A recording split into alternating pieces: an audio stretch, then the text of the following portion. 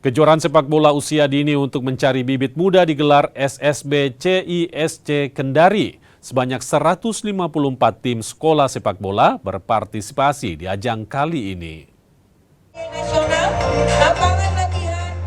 Ratusan tim dari sekolah sepak bola memadati lapangan Benu Benuah, Kota Kendari. Tercatat 154 tim dari 53 SSB di Sulawesi Tenggara dan Sulawesi Tengah berlaga di kejuaraan sepak bola usia dini.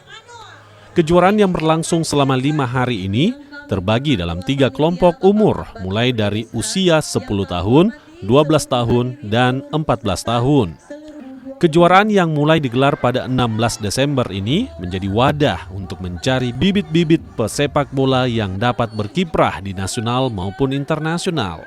Tujuan dilaksanakan di kegiatan ini adalah sebagai wadah pengembangan usia dini. Bapak Ibu hadirin yang kami hormati. Alhamdulillah suksesnya kegiatan ini. Kegiatan ini adalah kegiatan yang sangat positif.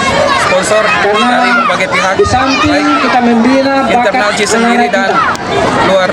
Kalau saya hitung tadi kurang lebih 3.000 orang. Berapa klub dan berapa kategori nih Pak Ketua? Untuk klub yang berpartisipasi dalam turnamen ini sebanyak 52 tim dari SSB Sesutra dan 1 tim dari SSB Sigi dari Sulawesi Tengah. Kejuaraan sepak bola usia dini ini disambut baik PSSI Sultra dan berpesan sportivitas selalu menjadi yang utama. Ilano Toko 10 di Rawon Wabe Tahun di Kota Kendari dan mudah-mudahan melawan Gevira mana buat anak-anak kita cinta dengan sepak bola, mulai dari cinta, kemudian dengan pembinaan yang bagus, mudah-mudahan kita bisa menghasilkan bibit-bibit sepak bola dari Tenggara yang nanti bisa berkiprah dan berbicara di tingkat nasional. Gitu ya. Selain total hadiah 45 juta rupiah, penyelenggara juga memberikan penghargaan top skor, best player, serta best goalkeeper. Penghargaan diberikan di setiap kategori usia dan memacu talenta muda mengembangkan diri.